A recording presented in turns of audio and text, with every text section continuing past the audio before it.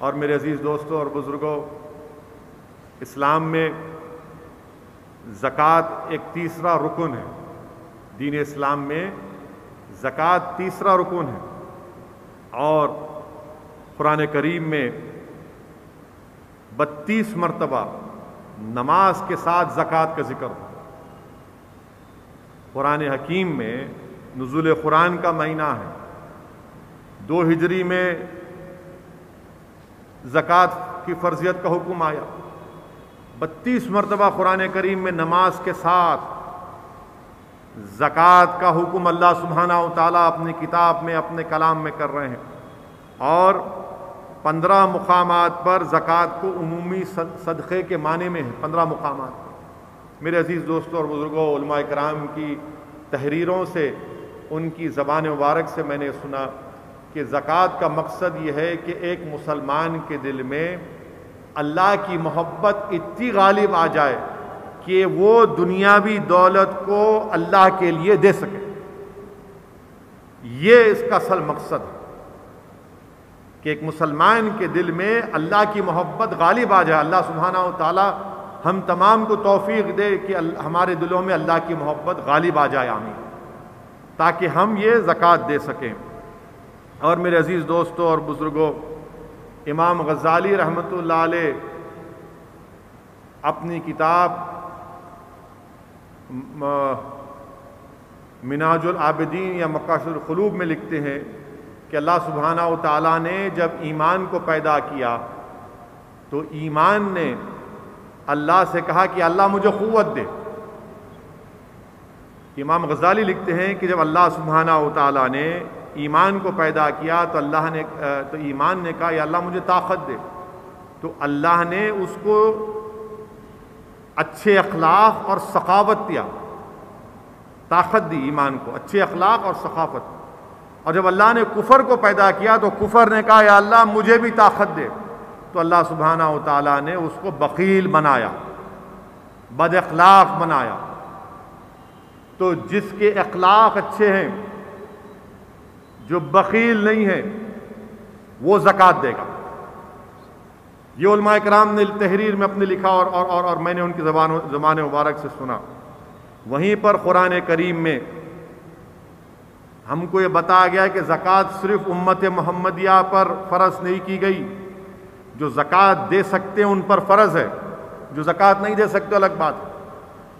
یہ صرف مسلمانوں پر نہیں بلکہ سابقہ نبیوں اور رسولوں کی امت پر بھی، ان کو بھی حکم دیا گیا تھا۔ قرآن کریم میں علماء کرام نے ہم کو بتایا کہ سورہ انبیاء کی آیت نمبر 73، سورہ انبیاء کی آیت نمبر 73 میں اللہ سبحانہ و تعالی، جس کا علماء کرام نے اس آیات کا ترجمہ کیا، جس میں اللہ فرما رہے کہ ہم نے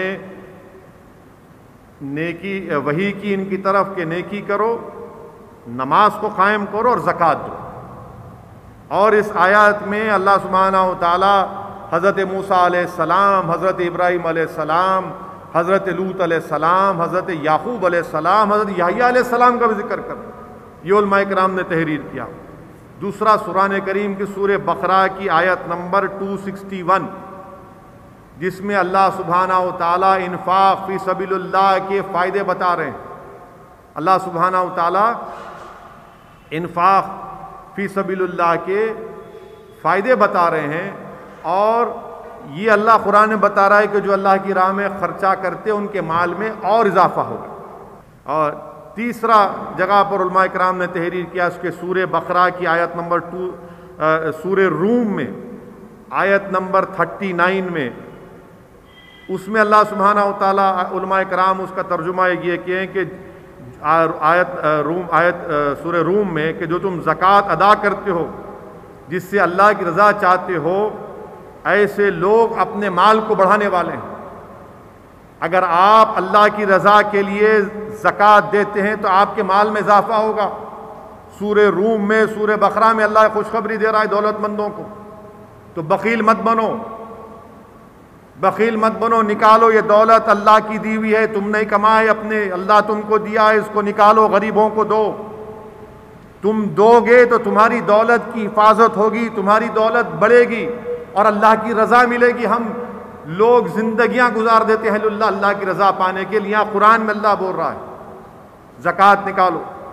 اور آیت نمبر سورہ توبہ آیت نمبر 34 میں اللہ رسول اللہ صلی اللہ علیہ وسلم کو بتا رہا ہے کہ جو لوگ اپنا سونا اور چاندی کو محفوظ رکھتے ہیں اور اللہ کی راہ میں خرچہ نہیں کرتے، ان کو آپ خبر دے دیجئے ایک بڑے عذاب کی. ان کو خبر دے دیجئے ایک بڑے عذاب کی. اللہ بول رہا ہے جو سونے اور چاندی کو بچا کے رکھیں گے کیا کرو گے تم؟ یہ اللہ کا دیا ہوا ہے، نکالو. کتنا نکال رہے اس میں کوئی کمی نہیں آئے گی. میں ایک شخص کو جانتا ہوں اور میں آپ کو پوری ذمہ داری کے ساتھ کہہ رہا ہوں کہ اس شخص نے مجھے کہا کہ اسد صاحب میں پچھلے 5 سال سے رمضان جب شروع رمضان کی پہلی چاند رات کو زکوٰۃ نکال دیتا ہوں، اس کے بعد میرے پاس دولت آتی رہتی ہے. یہ آپ کا ایمان ہونا چاہیے. آج ایسے وقت میں ان تمام مسلمانوں سے اپیل کر رہا ہوں، التجا کر رہا ہوں، گزارش کر رہا ہوں کہ جن کو اللہ نے صاحب استطاعت بنایا، جن کو اللہ نے دولت دی، یہ وقت ہے زکوٰۃ دینے کا. جب لوگ بیماری سے پریشان ہیں، کاروبار نہیں ہے غریبوں کے پاس، کھانا نہیں ہے غریبوں کے پاس. اور یاد رکھو جو لوگ پیٹ بھر کے افطار کر رہے ہیں، یاد رکھو آج اللہ تم ہمارے دسترخوانوں پر ہم افطار کر رہے ہیں 1 نہیں 10 ڈشوں سے. کبھی یہ غریب پینے کا پانی بھی صرف پی کر اپنا روزہ توڑتا ہے. ان غریبوں کے بارے میں سوچو جن کو ایک کھجور بھی میسر نہیں ہے، صرف پینے کا پانی پی کر اپنا روزہ توڑتے ہیں.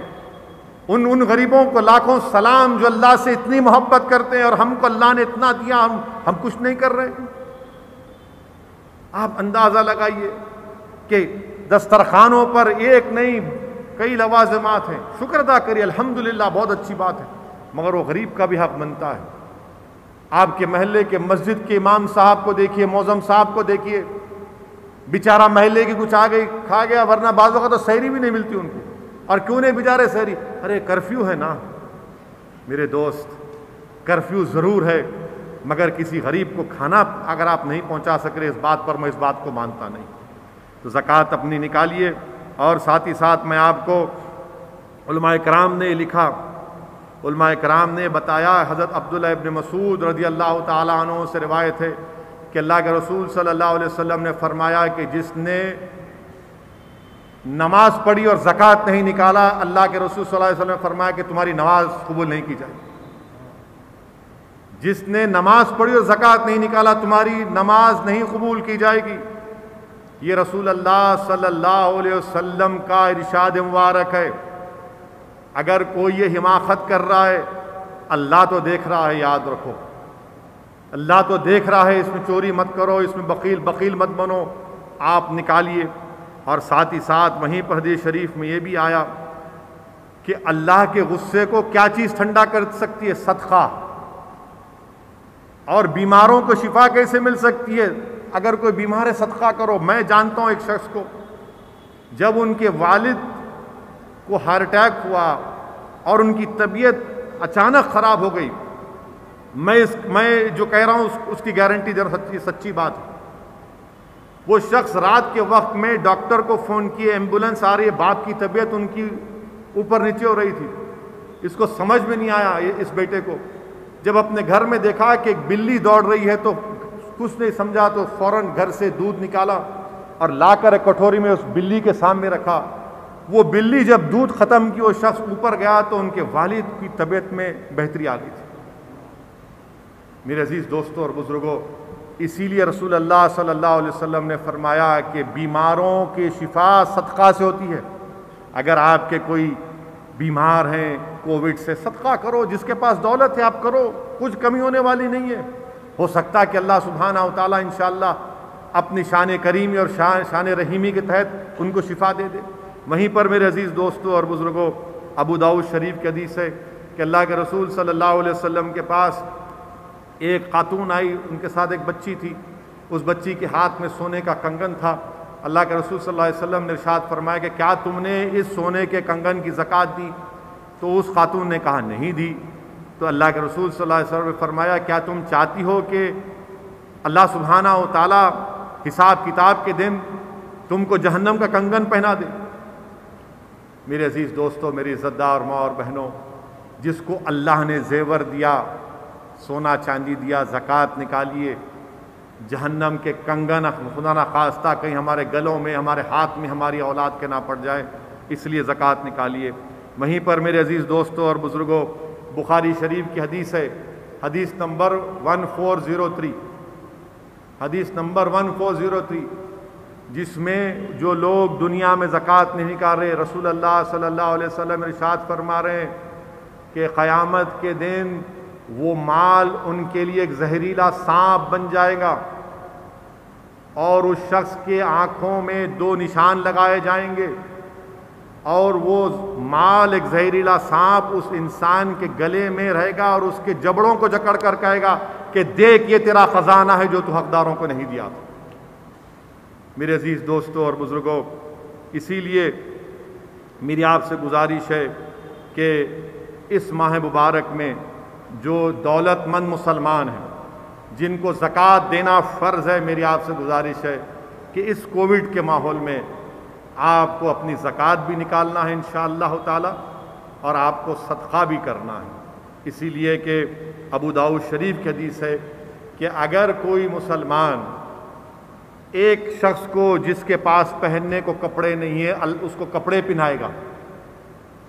پہنائے گا، تو اللہ سبحانہ و رسول اللہ صلی اللہ علیہ وسلم فرما رہے ہیں کہ اللہ سبحانہ و تعالی پہنانے والے کو جنت کا ریشم لباس پہنائے گا، اور رسول اللہ صلی اللہ علیہ وسلم خوشخبری دے رہے ہیں کہ جب تک وہ شخص جس کو آپ نے کپڑا پہنایا وہ اس جسم کا کپڑا اس کے جسم پر رہے گا، دینے والا اللہ کی حفظ و امان میں رہے گا۔ یہ علماء کرام نے لکھا کہ دینے والا، حدیث شریف ہے کہ دینے والا اللہ کے حفظ و امان میں رہے گا۔ جو شخص کسی کو کھانا کھلائے گا، جو بھوکا ہے صدقہ کرے گا، اللہ اس کو جنت کا میوہ کھلائے گا، اللہ سبحانہ و تعالیٰ اس کو جنت کا میوہ کھلائے گا۔ اور ابو موسیٰ اشعری رضی اللہ تعالیٰ عنہ سے روایت ہے کہ اللہ کے رسول صلی اللہ علیہ وسلم نے فرمایا کہ ہر مسلمان کو صدقہ کرنا چاہیے۔ علماء مفتی صاحب بیٹھے ہوئے، ہر مسلمان کو صدقہ کرنا چاہیے۔ صحابی رسول نے بولا صلی اللہ علیہ وسلم کیا کیسے؟ بولے کام کرو، پیسے کماؤ اور دو، عمل کر کے دو، کما کے دو۔ بولے اگر وہ نہیں کر سکتے تو کم سے کم کس کے عملی کام میں مدد کرو۔ اگر آپ کے پاس نہیں ہے تو جو ہمارے والنٹیئرز ہیں، جو ہمارا NGOs ہیں، عملی کام کرتے، وہ بھی صدقہ ہے۔ پھر صحابی نے پوچھا رسول اللہ صلی اللہ علیہ وسلم وہ بھی نہیں کر سکتے تو کیا کرنا؟ تو بولے مسکراؤ کسی غریب کو دیکھ کر، وہ صدقہ ہے۔ مسکراؤ، وہ بھی صدقہ ہے۔ کسی کو برائی سے روکنا صدقہ ہے، کسی کی مدد کرنا صدقہ ہے، کسی کے راستے سے پتھر کو ہٹانا رسول اللہ صلی اللہ علیہ وسلم نے فرمایا کہ صدقہ ہے۔ یہ دین اسلام کا پیغام ہے۔ اور ایسے وقت میں یاد رکھو، غیر مسلم مجھے اور آپ کو دیکھ کر اسلام کی رائے بنائے گا، وہ قرآن کو نہیں پڑھے گا، وہ بولے گا کہ سعود الدین اویسی کیسا ہے، یہ فلاں شخص کیسا ہے۔ تو ہم کو وہ اعلیٰ کردار کہ ہم کو مظاہرے کرنا پڑے گا۔ اور علماء کرام نے لکھا کہ شاہ ولی اللہ محدث دہلوی اپنی کتاب میں صدیق اکبر رضی اللہ تعالیٰ عنہ کی خلافت کا واقعہ لکھتے ہیں کہ حضرت عثمان غنی ذو النورین نے پورے مدینے میں قائد ہے۔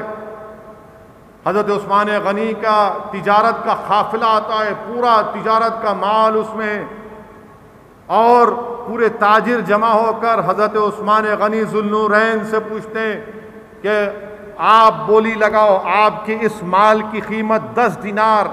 ذو النورین کہتے نہیں، اور بڑھاؤ۔ تو بڑھاتے اس مال کی قیمت جو 10 دینار تھی وہ 100 دینار تک چلے گئی۔ پورے مدینے کی دولت حضرت عثمان غنی کے پاس آ سکتی تھی اگر وہ تجارت کا مال بیچ دیتے، مگر حضرت عثمان غنی پر لاکھوں سلام ذو النورین۔ آپ نے کہا کہ مجھے اللہ اس سے بڑھ کے دے گا، میں یہ پورا کا پورا مال مدینے میں صدقہ کرتا ہوں۔ حضرت عثمان غنی ذو النورین نے پورا مال صدقہ کر دیا۔ صبح قیامت تک یہ بتا دیا کہ یہ ہوتا ہے صدقہ کرنا۔ میرے عزیز دوستوں اور بزرگوں، اللہ نے ہم سب کو دولت دی، جن کے پاس دولت ہے۔ یہ وقت ہے ہم کو اپنے دل کو بڑا کرنے کا، یہ وقت ہے بتانے کا، غریبوں کو مدد کرنے کا۔ یہ وقت ہے کہ کوئی ہمارا پڑوسی چاہے کسی مذہب کا بھوکا نہ سوئے، یہ وقت اگر کوئی بیمار ہے تو دوا کی مدد کرنی چاہیے، اور الحمدللہ سب کر رہے ہیں، سب کر رہے ہیں الحمدللہ۔ جو بعض کا نام ہو رہا ہے، بعض کا نام نہیں ہو رہا ہے، اللہ تو دیکھنے والا سب کو ہے، اللہ تو سب چیز کو جاننے والا ہے۔